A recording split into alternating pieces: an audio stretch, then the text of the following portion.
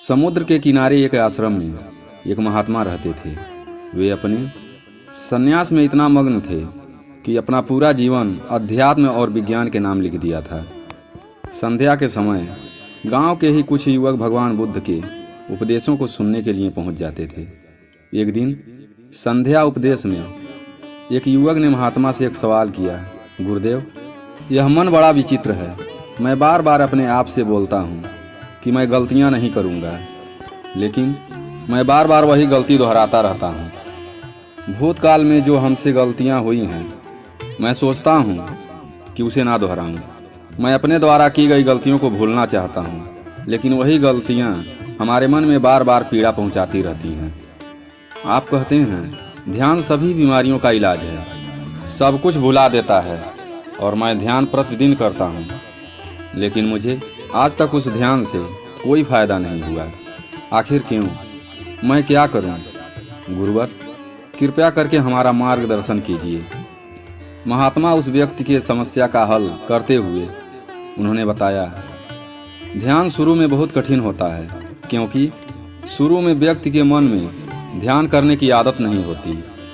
मन हमेशा इधर उधर भागता रहता है, अपने अतीत के बारे में सोचता रहता है, इसलिए ध्यान एक जगह लग नहीं पाता है।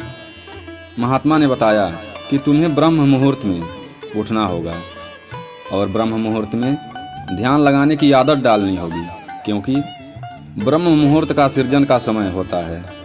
इस समय प्रकृति एक नए दिन की शुरुआत करती है और पूरी प्रकृति एक सौंदर्य से भर जाती है। पक्षी पेड़ों पर कलरव करते हैं और मुर्गा बांग देते हैं, कमल खिल उठता है। प्राचीन शास्त्रों के अनुसार 24 घंटे को 30 मुहूर्त में बांटा गया है और हर मुहूर्त 48 मिनट का होता है। ब्रह्म मुहूर्त की शुरुआत सूर्योदय से 1 घंटा 36 मिनट पहले हो जाती है। ऋषि मुनि स्नान के बाद ध्यान साधना में लीन हो जाते हैं। चलिए इसे विस्तार से समझते हैं। आगे की कहानी शुरू करने से पहले हमारे चैनल को सब्सक्राइब करें और बेल आइकन दबाना ना भूलें। इस समय हमारे शरीर में क्या बदलाव आते हैं, इसे जानेंगे। आयुर्वेद का कहना है कि मनुष्य का शरीर 3 ऊर्जावान यानी 3 दोषों से बना है, वात, पित्त और कफ। यही तीनों ऊर्जा हमें पूर्ण रूप से संचालित करते हैं।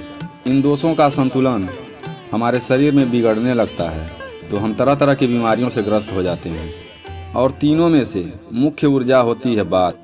वात दोष के बिगड़ने से हमारे शरीर में 80% बीमारी इसी की वजह से होता है।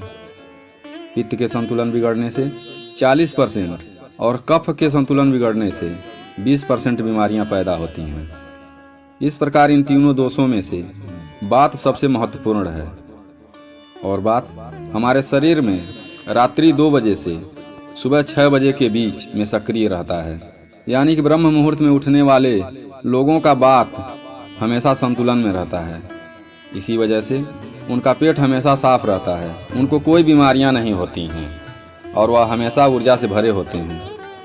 उनका मुखमंडल मुरझाया नहीं रहता है, हमेशा चमकता रहता है। वह हमेशा आनंद में रहते हैं। जो भी बुद्धिमान आदमी होता है वह इस समय को व्यर्थ नहीं गंवाता है। अष्टांग हृदय, जो कि आयुर्वेद की एक श्रृंखला है, उसमें लिखा हुआ है कि खुद को जानने के लिए ब्रह्म मुहूर्त ही सबसे योग्य समय होता है। जो लोग अपने भीतर तक उतरना चाहते हैं, खुद की खोज करना चाहते हैं, उन लोगों के लिए ब्रह्म मुहूर्त किसी वरदान से कम नहीं होता है। यह वह समय होता है जब पूरी प्रकृति नई शुरुआत करती है। इसीलिए जो अतीत होता है वह पीछे छूट जाता है।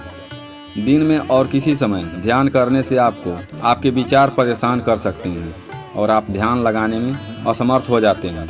लेकिन जब ब्रह्म मुहूर्त की शुरुआत होती है तो आपका मन और मस्तिष्क दोनों खाली रहता है और अपने मन की गहराइयों में उतरना आसान हो जाता है, यानी ध्यान करना सरल हो जाता है।